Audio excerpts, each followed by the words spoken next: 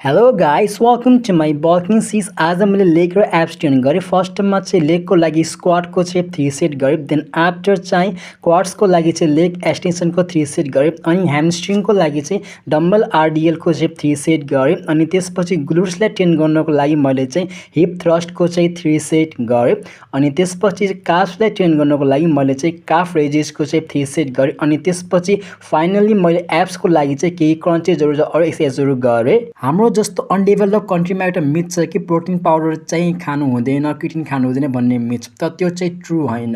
यदि मैले चाहिँ क्रिटिन खाएर बडी बनायो भने क्रिटिन खाएर बडी बनायो भन्छन्।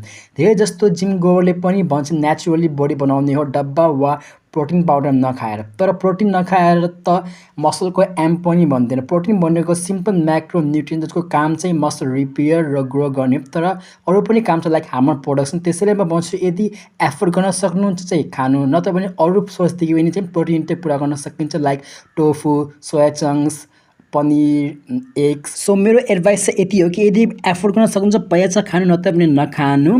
यदि एफोर्ड गर्ने भएको भए म पनि डेफिनेटली पनि कन्ज्युम गर्थेँ protein powder. So don't associate or compare the protein powder or creatine with harmful substance. लास्टमा भन्छु I believe in kitchen muscle, gym muscle, signing off with not done it.